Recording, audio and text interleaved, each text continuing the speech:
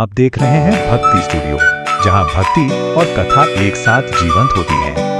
सोचिए, दुनिया का सबसे बड़ा धनुर्धर और उसे अपनी काबिलियत साबित करने के लिए एक ऐसी परीक्षा देनी पड़े जो उसके हुनर की नहीं बल्कि उसके अहंकार की हो।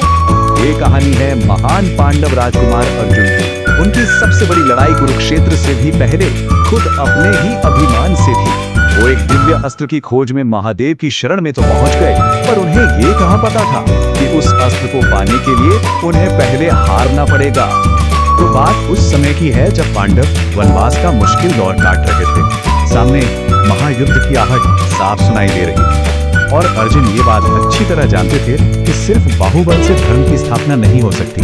उन्हें जरूरत थी एक दिव्य शक्ति की, एक ऐसे अजय अस्त्र की जो उन्हें विजय दिला सके। और बस इसी लक्ष्य के लिए उन्होंने सारे राजसी सुख सुविधाओं को त्याग दिया और महादेव को प्रसन्न करने के लिए निकल पड़े एक कठोर तपस्या के मार्ग पर। और ये तपस्या कोई मामूली तपस्या नहीं थी। जरा सोच कर देखिए, शरीर के चारों ओर आग जल रही है और ऊपर से सूरज तप रहा है। ये थी पंचाग्नि साधना। महीने गुजर गए, वो बस एक पैर पर अड़े खड़े रहे। फिर एक वक्त ऐसा भी आया जब उन्होंने अन्न जल सब कुछ छोड़ दिया। अब तो बस सांसों के सहारे ही महादेव में उनका ध्यान लगा हुआ था। उनका संकल्प किसी पर्वत से कम मजबूत नहीं था, बिल्कुल अचल। अर्जुन की इस घोर तपस्या की गूंज कैलाश तक पहुंच गई। महादेव बहुत प्रसन्न हुए, पर वो ये भी जानते थे कि सबसे शक्तिशाली अस्त्र उसी को मिलना चाहिए जिसमें अहंकार का लेश मात्र भी न हो। सवाल ये था कि क्या अर्जुन सिर्फ एक महान योद्धा है या फिर एक सच्चा भक्त भी है। बस इसी सवाल का जवाब पाने के लिए भगवान शिव ने एक लीला रची। उन्होंने एक आम शिकारी, एक किरात का भेष बनाया और मां पार्वती के साथ उसी जंगल में उतर आए जहां अर्जुन अपनी तपस्या में लीन थे। अर्जुन गहरे ध्यान में थे, चारों तरफ बस शांति ही शांति। कि तभी वो शांति भंग हो गई। मूक नाम का एक असुर एक बड़े से जंगली सुअर का रूप धरकर अर्जुन को मारने के इरादे से उनकी तरफ दौड़ा। जाहिर है ध्यान टूट गया, तपस्या में बाधा आ गई। अब तो अपनी रक्षा के लिए अर्जुन को मजबूरन अपना गांडीव उठाना ही पड़ा। अर्जुन का निशाना तो अचूक था ही। जैसे ही उन्होंने अपने गांडीव की डोरी खींची, ठीक उसी पल जंगल के दूसरी तरफ से एक और तीर सनसनाता हुआ आया। और कमाल देखिए, दोनों तीर एक ही साथ जाकर उस सुअर को लगे। असुर तो वहीं ढेर हो गया, पर अब अर्जुन के सामने एक बिल्कुल नई, एक अनजानी चुनौती खड़ी थी। और तभी पेड़ों के झुरमुट से वही किरात शिकारी और उसकी पत्नी बाहर निकले। उन्होंने बड़े ही निडर अंदाज में उस सुअर पर अपना हक जताया और सीधे सीधे अर्जुन को चुनौती दे दी। कहने लगे, राजकुमार, ये शिकार हमारा है, तुमने हमारे काम में दखल दिया है। और बस यहीं से शुरू हुई अर्जुन की असली परीक्षा। अब सोचिए, एक मामूली से शिकारी की ये चुनौती दुनिया के सबसे बड़े धनुर्धर के अभिमान को कैसे न चुभती। उनका योद्धा वाला अहंकार जाग गया। वो बोले, इसे मारो और अपना कहो। शिकारी भीख नहीं मांगा करते। इन शब्दों में उनका वो गर्व, अपने हुनर पर वो अटूट विश्वास साफ झलक रहा था। तो बस बात बढ़ गई। जो लड़ाई शब्दों से शुरू हुई थी वो अब तीरों पर आ गई। अपने गांडीव पर पूरा भरोसा रखने वाले अर्जुन उस आम से दिखने वाले शिकारी को सबक सिखाने के लिए पूरी तरह तैयार थे। पर उन्हें क्या मालूम कि वो जिससे लड़ने जा रहे थे वो कोई और नहीं बल्कि खुद ब्रह्मांड के स्वामी थे।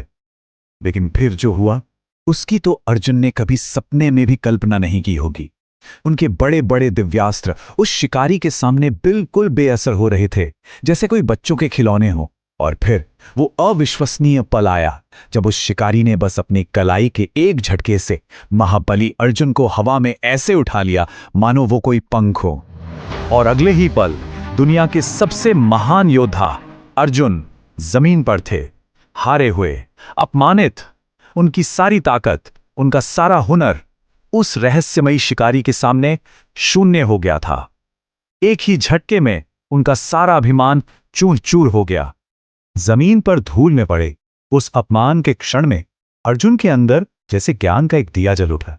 इस हार ने उनके अहंकार के पर्दे को फाड़ दिया था। उन्हें यह एहसास हो गया कि जिस शक्ति के सामने वो खड़े हैं वो इस दुनिया की तो हो ही नहीं सकती। ये कोई आम शिकारी नहीं है। और यहीं से अर्जुन की असली परीक्षा का अगला चरण शुरू हुआ। बाहुबल तो हार गया था, अब बारी थी भक्ति की परीक्षा की। देखना था कि क्या उनकी भक्ति में जीत हासिल करने की शक्ति है। तो अर्जुन ने क्या किया? उन्होंने अपना सारा घमंड छोड़ दिया और वापस अपनी पूजा में लग गए। उन्होंने वही मिट्टी से एक शिवलिंग बनाया और पूरी श्रद्धा के साथ, पूरे समर्पण के साथ उस पर फूल चढ़ाने लगे। उन्होंने लड़ाई का नहीं, बल्कि भक्ति का रास्ता चुना। और फिर वो चमत्कार हुआ जिसने सब कुछ साफ कर दिया। जैसे ही अर्जुन शिवलिंग पर फूल चढ़ाते, उन्होंने देखा कि वही फूल अपने आप उस किरात शिकारी के सिर पर सज जाते थे। बस उस एक पल में अर्जुन सब कुछ समझ गए। अर्जुन फौरन उनके पैरों में गिर पड़े और तब भगवान शिव ने अपना शिकारी का रूप त्यागा और अपने असली दिव्य स्वरूप में प्रकट हुए।